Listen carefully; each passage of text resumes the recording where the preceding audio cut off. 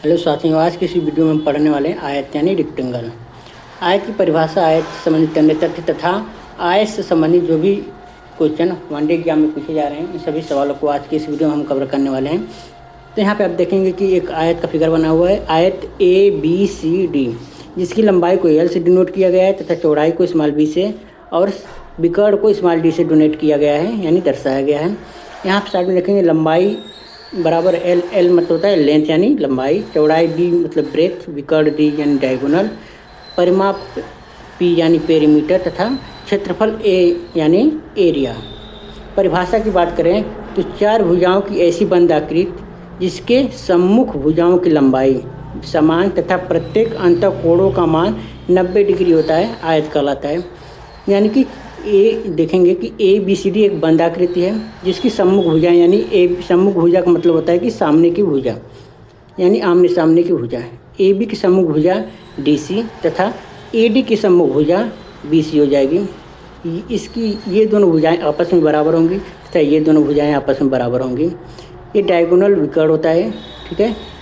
आयत में दो विकर्ण होते हैं तथा दोनों विकर्ण की लंबाई बराबर होती है। तो ये हुई परिभाषा की बात है।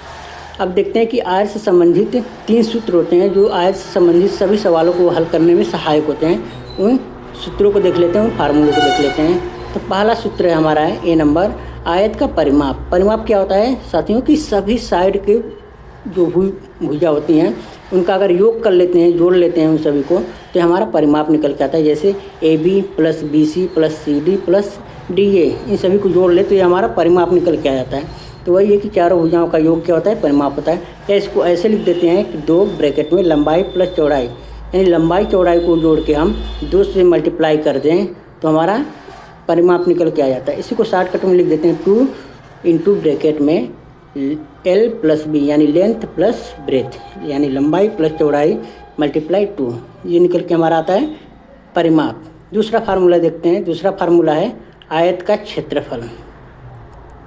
दूसरा फार्मूला है आयत का क्षेत्रफल। क्षेत्रफल क्या होता है दोस्तों, लंबाई और चौड़ाई, आयत की जो लंबाई दी है और जो चौड़ाई दी है उनका अगर हम मल्टीप्लाई कर लेते हैं तो क्षेत्रफल आता है बल्कि।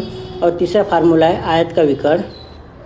आयत का विकर्ण क्या होता है कि लंबाई ब्रैकेट के अंदर अंडर रूट लंबाई का स्क्वायर प्लस चौड़ाई का स्क्वायर इक्वल टू विकर्ण यानी डायगोनल।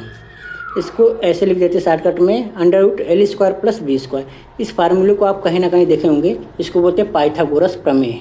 क्योंकि यहाँ पे ऊपर मैं आकृति में आपको दिखाता हूँ तो यहाँ पे आप देखेंगे कि ABC ये आपको कहीं ना कहीं ये समकोण त्रिभुज आपको दिखेगा। और जहाँ पर भी समकोण त्रिभुज होता है वहाँ पे विकर्ण निकालने के लिए क्या होता है कि लंबाई का √ लंबाई का स्क्वायर प्लस जो उसका बेस होता है उसका स्क्वायर कर देते हैं तो हमारा डायगोनल निकल के आता है, सबसे लंबी भुजा निकल के आती है।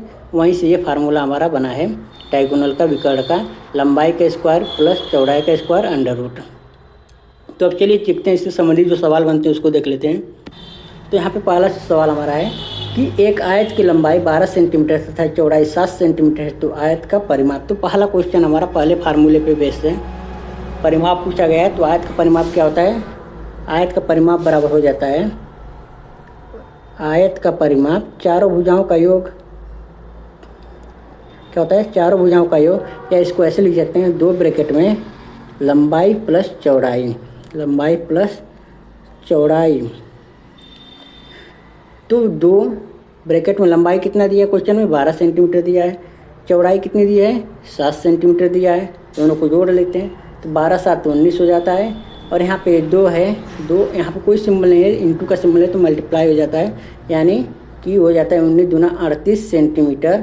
38 सेंटीमीटर ये हमारा आंसर बन के आ जाएगा। पहले क्वेश्चन का परिमाप हमारा 38 सेंटीमीटर।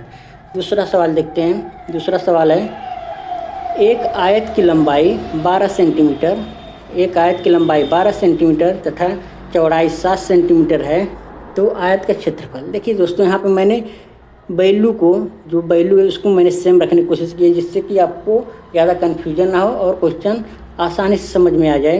तो लंबाई 12 दिया है, चौड़ाई 7 दिया है, ऊपर के क्वेश्चन की वैल्यू है सेम। और वहाँ पे आयतन यानी कि परिमाप पूछा था, यहाँ पे क्षेत्रफल पूछा है। तो वही फार्मूला लगाएंगे सेकंड वाला, आयत का क्षेत्रफल। आयत का क्षेत्रफल का फार्मूला क्या हो जाता है, ये होता है लंबाई गुणे चौड़ाई, ये हो जाता है क्षेत्रफल आयत का। तो लंबाई 12 दिया है, लंबाई की जगह 12 रखेंगे, चौड़ाई की जगह 7 रखेंगे, तो 12 7 84। यहाँ पे यूनिट देखेंगे सेंटीमीटर में है, तो सेंटीमीटर स्क्वायर, क्योंकि दोस्तों यहाँ पे सेंटीमीटर इसके साथ भी है, गुणे सेंटीमीटर इसके साथ भी है, तो सेंटीमीटर का जब मल्टीप्लाई करते हैं तो ये हो जाता है सेंटीमीटर स्क्वायर। तो वहाँ से सेंटीमीटर स्क्वायर निकल के आया, तो ये हो गया 84 सेंटीमीटर स्क्वायर, ये हमारा आंसर हो जाएगा। अगला सवाल देख लेते हैं। क्वेश्चन नंबर 3 क्या है? किसी आयत की लंबाई 12 सेंटीमीटर, किसी आयत की लंबाई 12 सेंटीमीटर तथा चौड़ाई 5 सेंटीमीटर है, तो आयत के विकर्ण की लंबाई पूछ रहा है। दोस्तों अभी तक हमने देखा है एक सवाल में परिमाप पूछा है, दूसरे में क्षेत्रफल पूछा है, यहाँ पे विकर्ण की लंबाई पूछ रहा है। तो विकर्ण की लंबाई क्या होती है? आयत का विकर्ण बराबर क्या हो जाता है? आयत का विकर्ण बराबर क्या होता है? अंडर रूट लंबाई का स्क्वायर प्लस चौड़ाई का स्क्वायर। तो वैल्यू पुट करते हैं। लंबाई कितनी दी है? लंबाई कितनी दी है? तो यहाँ पर देखेंगे लंबाई 12 रखी है, चौड़ाई 5 रखी है, तो 12 का स्क्वायर प्लस 5 का स्क्वायर कितना हो जाता है? तो यहाँ पे 12 का स्क्वायर हो जाता है अंडर रूट 12 का स्क्वायर 144 प्लस 5 का स्क्वायर 25, और इसको जोड़ते हैं तो अंडर रूट बन जाता है 169।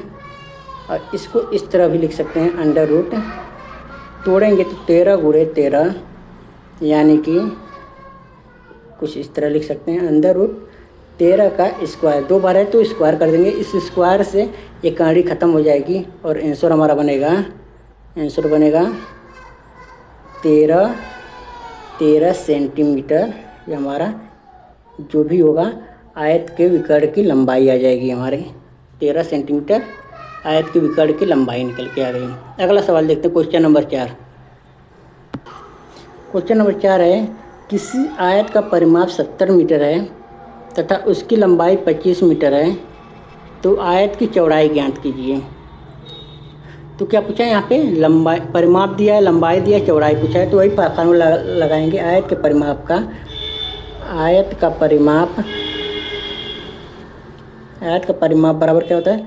2 ब्रैकेट में लंबाई प्लस चौड़ाई। परिमाप दिया है 70, तो यहाँ 70 रखेंगे। 2 ब्रैकेट में क्या रखा है? लंबाई दिया है, चौड़ाई ज्ञात करने के लिए बोला है, तो लंबाई की जगह पे लंबाई 25 दिया तो 25 रखेंगे, प्लस चौड़ाई को हम चौड़ाई ही रहने देते हैं। अच्छा, यहाँ पे 2 इधर गुणा कर रहा है, इधर आएगा तो भाग करेगा, तो कुछ इस तरह से हो जाएगा 70/2 बराबर 25 प्लस चौड़ाई। तो ये इसको काटेंगे तो कटेगा 35 बार में।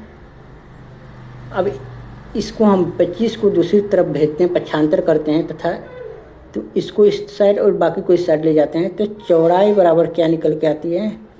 ये 25 इधर आ जाएगा, तो 35 इधर जोड़ रहा है तो इधर घटेगा, इधर जुड़ रहा है इधर घटेगा, तो चौड़ाई क्या निकल के आ गई? 35 में से 25 गया 10 मीटर, ये निकल के आई हमारी चौड़ाई, जो कि हमारा आंसर हो जाएगा। अगला सवाल देखते हैं। Question number 5। क्वेश्चन नंबर 5 है, किसी आयत का क्षेत्रफल 375 वर्ग मीटर तथा उसकी लंबाई 25 मीटर है, तो आयत की चौड़ाई ज्ञात कीजिए। चलिए, यहाँ पे पिछले क्वेश्चन में परिमाप दिया था, लंबाई दिया था, चौड़ाई पूछ रहा था। यहाँ पे क्षेत्रफल दिया है, लंबाई दिया है, चौड़ाई पूछ रहा है, तो यहाँ पे क्षेत्रफल का फार्मूला लगाएंगे। आयत का क्षेत्रफल बराबर क्या होता है? लंबाई गुणे चौड़ाई। ठीक है, तो क्षेत्रफल दिया है 375, लंबाई क्या दे रखी है? 25, चौड़ाई पूछ रहा है तो गुणे चौड़ाई। ठीक है, ये लंबाई इधर क्या कर रहा है? गुणा कर रहा है, इधर आएगा भाग करेगा, तो यानी हो जाएगा चौड़ाई बराबर 375/25, 375/25। अब इसको काटते हैं तो देखते हैं